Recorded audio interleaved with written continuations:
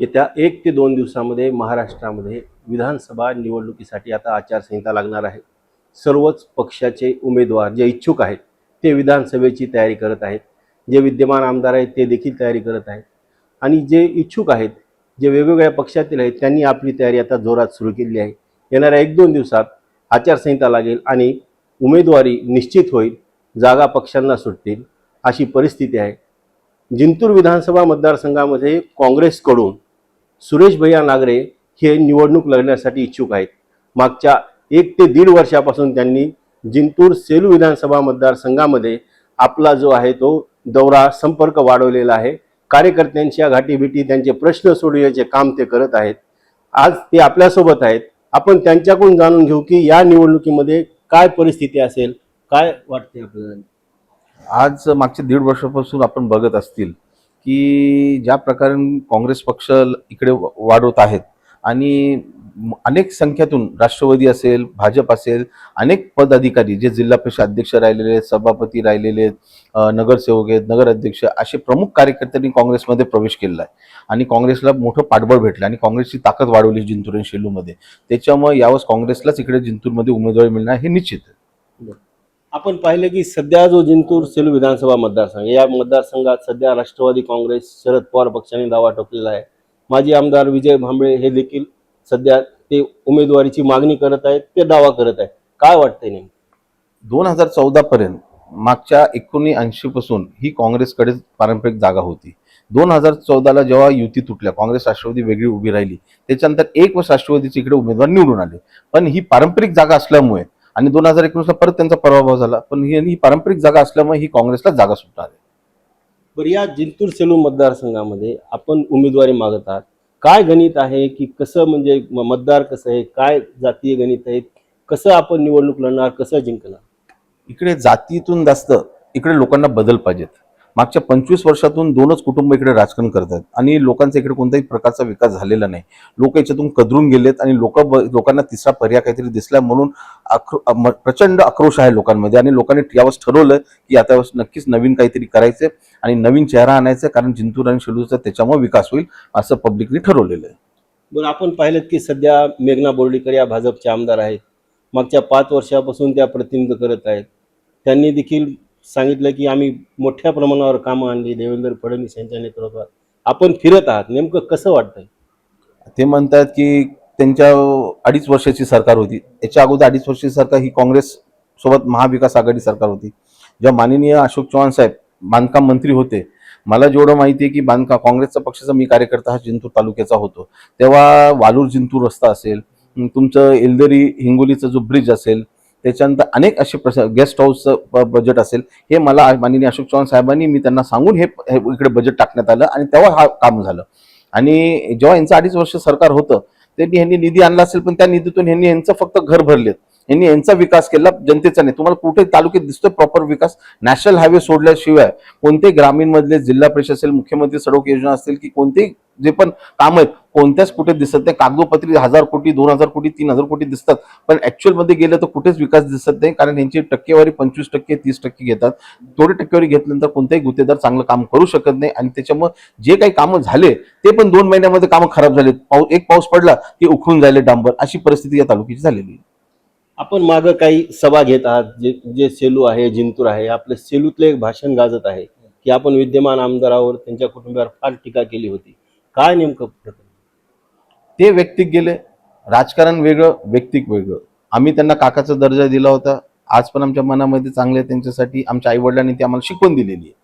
पण तुम्ही कोणाची कोणत्या लेवलला बोलायला पाहिजेत आणि तुम्ही व्यक्तिक गोष्ट राजकारणामध्ये जोडले पाहिजे. राजकारण हे कॉम्पिटिशन सारखं आहे. कोणी निवडून येईल, पब्लिकला ज्याला चांगलं वाटेल पब्लिक त्याला निवडून देईल. पण तुम्ही काही नसताना दुसऱ्याची कोणाची इज्जत काढत असेल तर फिर मला पण तुमचं लोकांना दाखवायला लागेल तुमचं खरं चित्र काय.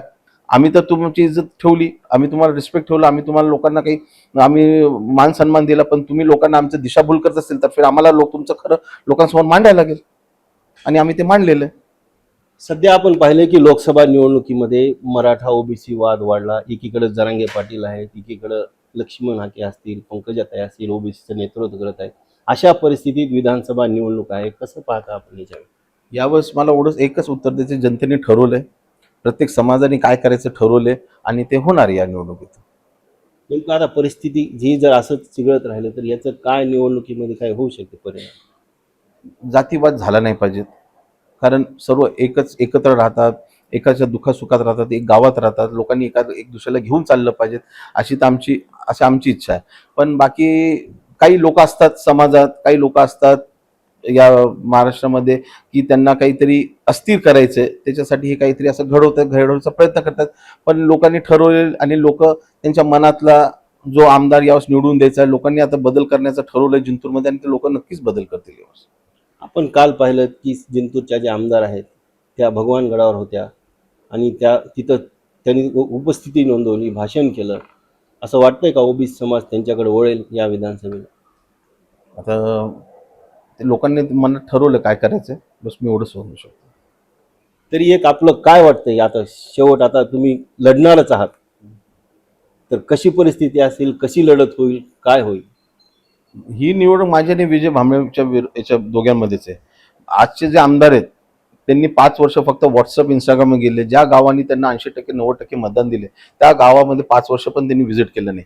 म्हणून ही लढाई माझी आणि विजयराव भांबळेमध्ये, आमची लढाई दोघांमध्ये असल्यामुळे त्यांचा काही पर्याय नाही. ते चौथ्यावर असतील, तिसऱ्यावर पण नाही. मला वाटतं मी ऐकायला होता की दुसरे आमचेच काँग्रेसचे मागचे तालुका अध्यक्ष गणेश कागडे ते उभं टाकण्यात, ते पण रिंगणात आलेत. तर अशी परिस्थिती दिसून येत आहे, जे मला कळतं की हे माझं मत आहे, पर्सनल मत आहे की ते चौथ्यावर असतील, तिसऱ्यावर पण नसतील. बर बर जिंतूर सेलू, बर आपलं काय विजन आहे या जिंतूर सेलू मतदारसंघात? आपले वडील आमदार होते 2000 ते 2004च्या दरम्यान, नंतर आता तुम्ही आता प्रतिनिधित्व करण्यासाठी तयार आहेत. नेमकं काय विजन आहे आपलं जिंतूर सेलू मतदारसंघात? जिंतूरमध्ये प्रॉपर विकास झाला पाहिजे. जिंतूर शहरामध्ये अगर तुम्ही बघतील की हा हायवेवरचा तालुका आहे, असं नाही अनेक तालुके आतमध्ये असतात, पण हा हायवेवरचा तालुका असल्यामुळे इकडे प्रचंड मोठ्या प्रमाणाने विकास झाला पाहिजे होता. आपण शहरामध्ये फिरतील तर असं वाटत नाही की हा नगरपालिकाचं शहर आहे, हे कोणतं ग्रामीण भागातलं एक गाव वाटतं. पण ह्याचं सुशोभीकरण झालं पाहिजे, चांगले विकास रस्ते झाले पाहिजेत, नाली झाले पाहिजेत. आता हे पण सिमेंट रस्ते जे करण्यात आले या आमदारांनी, एकदम बोगस कामं केलेली आहेत. तुम्ही बघतात इकडे इकडे जो 80 गावं आहेत आपल्या इकडे, 80 गावाला पाणी पुरवठ्याची योजना केली. एलदरी एवढं मोठं धरण आहे, तिकडून अगर लिफ्ट इरिगेशनचं काम करण्यात आलं तर त्या 80 गावाला पाणी भेटल्यामुळे तिकडे शेतकऱ्यांना फायदा होईल. त्याच्यामुळे त्यांचं डेव्हलपमेंट होईल, कारण त्यांना पाणी नसल्यामुळे ते प्रॉपर शेती करू शकत नाही, कारण डोंगराळ भाग आहे आपल्या तालुक्यामध्ये अर्धा भाग. तर त्याच्यामुळे आपल्याला लिफ्ट इरिगेशन हे करणं गरजेचं आहे. आणि जे मागचे लोकप्रतिनिधी होते, एलदरीच्या वर खडक पूर्ण झाला, तो मोठ्या हेक्टरमध्ये झाला तयार. 5,000 हेक्टरच्या वर तो 15,000 हेक्टरचा तो डॅम झालेला आहे. 15,000 हेक्टर डॅम, त्याला विरोध करायला पाहिजे होता स्थानिकनी, कारण तो छोटा डॅम असतात तर आपल्या एलदरी धरणमध्ये नेहमी पाणी भरलेला, साठा भरलेला असतो आणि पाण्याची टंचाई कधी झाली नसते निर्माण. पण यांच्या टक्केवारी खाण्यामध्ये तो डॅम करण्यात आला आणि तो केल्यामुळे एवढं मोठं क्षेत्र केलं की आपलं पाणीच भरत नाही आता, ही अशी परिस्थिती नाही. तर ते बरोबर असतं तर आपल्या एलदरीतून पाणी परभणीवर जातं. आज एलदरीच्या जिंतूरच्या लोकांना पाणी भेटत नाही, पण ही परिस्थिती हे आमच्या लोकल नेत्यांनी केलेली आहे. जिंतूरला टेक्सटाईल पार्क मंजूर करण्यात आला होता, पण अद्याप तिथं काहीच झालं नाही. कारण ते मला जेवढं माहिती आहे, जिंतूर आणि शेलूमध्ये टेक्सटाईल पार्कचं करण्यात आलं होतं. मागचे जेव्हा लोणीकर साहेब मंत्री होते, संपर्क मंत्री होते, त्यावेळेस आम्ही पण प्रयत्न केले होते की काहीतरी 200-300 एकर जमीन लागत होती, पण शेलूमध्ये ती जमीन नाही भेटल्यामुळे इकडे टेक्सटाईल पार्क उभा राहिला नाही. आणि जो शेलूमध्ये 132 केवीचा जो विषय, तो एक मोठं प्रचंड, ते अगर उभं राहिलं तर तिकडे MIDC नक्कीच उभं राहू शकते आणि उभं राहण्याची गरज आहे. कारण आजचे इकडले जो रोजगार आहेत, मुलं आहेत, युवक शिकलेले आहेत, ते कुठे कामाला जातात? पुण्याला जायलेत, पनवेलला जायलेत, नागपूरला जायलेत, नाशिकला, असे अनेक वेगळ्या वेगळ्या शहरामध्ये, मुंबईला जायलेत, अनेक शहरामध्ये कामाला जायलेत. अगर इकडेच उद्योग असले तर हे लोक पुण्याला जाणार नाही. म्हणून इकडे टेक्सटाईल या कोणतेही इंडस्ट्री झोन झालं पाहिजेत. कारण आपल्याकडे आता पावसाचं बरोबर नाहीये. मराठवाड्यामध्ये पाऊस म्हणजे आपल्या शेतकऱ्यांना त्याच्यावर डिपेंडंट राहायला लागतं. इकडे प्रॉपर लिफ्ट इरिगेशन नसल्यामुळे डिपेंड राहायला लागतं. त्याच्यामुळे शेतीचं उत्पन्न पूर्ण पावसावर आहे. आणि माझं वैयक्तिक इच्छा अशी आहे की इकडे आपल्या मराठवाड्यामध्ये इंडस्ट्रियल झोन झाला पाहिजे. कारण इंडस्ट्रियल झोन आपण जेवढे MIDC पुण्यामध्ये, चिंचवडमध्ये इकडे करायला जातं, तिकडे जमिनी महाग झाल्यात, म्हणून इंडस्ट्री परवडत नाही. पण मराठवाड्यामध्ये जेवढं शेलू हा तालुका रेल्वे स्टेशन लागून आहे, अगर तिकडे 200-500 एकर, 1000 एकरवर अगर मोठी इंडस्ट्री तयार झाली तर कमीत कमी आपले जिंतूर, शेलू आणि परभणी जिल्ह्यातले कमीत कमी 10-15 हजार लोक नोकरी करतील आणि त्याच्यामुळे आपल्या जिल्ह्याचा विकास होईल, असं मला वाटतं. हे होते सुरेश भैया नागरे यांनी यावेळेस जिंतूर सेलू विधानसभा मतदारसंघातून निवडणूक लढण्याचं निश्चित केलं आहे. काँग्रेस पक्षाकडे तशी मागणी देखील केली आहे. सध्या ते प्रदेश कार्यकारिणी सदस्य आहेत. त्यांचे वडील या मतदारसंघाचे आमदार होते आणि आता त्यांनी या निवडणुकीमध्ये उतरण्याचं निश्चित केलेलं आहे. आता 1-2 दिवसातच उमेदवारी जाहीर होऊ शकते, पण जिंतूर मतदारसंघ हा राष्ट्रवादीला सुटतो का काँग्रेसला सुटतो हे पाहणं तर औत्सुक्याचं आहेच. पण जर काँग्रेसला सुटले तर मात्र सुरेश भैया नागरे हे मात्र निवडून येण्यासाठी चांगलीच त्यांनी कंबर कसल्याचे आपल्याला दिसून येत आहे. महाराष्ट्र टाइम्ससाठी डॉक्टर धनाजी चव्हाण, परभणी.